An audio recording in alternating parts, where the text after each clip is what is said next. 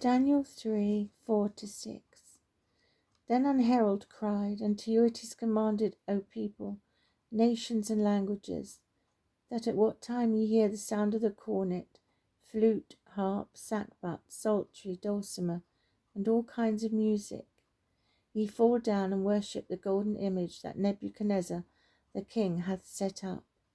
And whoso falleth not down and worshippeth shall the same hour be cast into the midst of a burning fiery furnace. Daniel 3:16-27.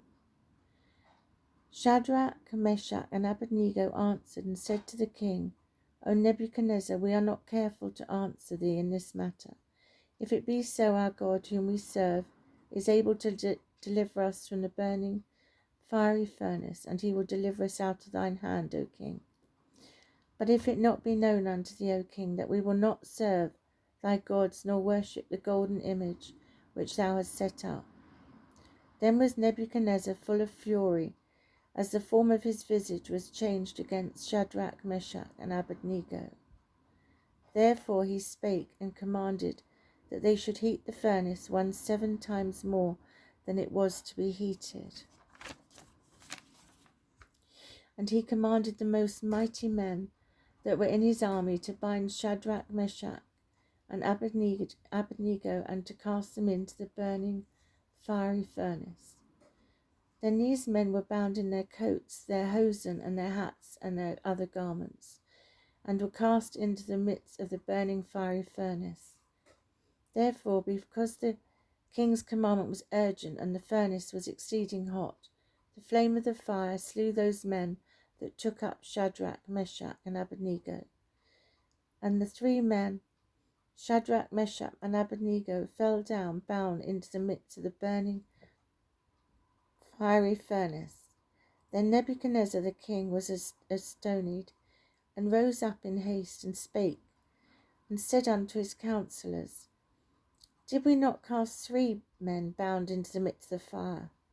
They answered and said unto the king, True, O king. He answered and said, Lo, I see 4 men loose walking in the midst of the fire, and they have no hurt, and the form of one is like the Son of God. Then Nebuchadnezzar came near to the mouth of the burning fiery furnace, and spake and said, Shadrach, Meshach, and Abednego, ye servants of the Most High God, come forth and come hither. Then Shadrach, Meshach, and Abednego came forth out of the midst of the fire, and the princes, governors, and captains, and the king's counselors, being gathered together, saw these men, upon whose bodies the fire had no power, nor was a hair of their heads singed, neither were their coats changed, nor the smell of fire had passed on them. Daniel 6:16-23. Then the king commanded, and they brought Daniel and cast him into the den of lions. Now the king spake and said unto Daniel, Thy God whom thou servest continually, he will deliver thee.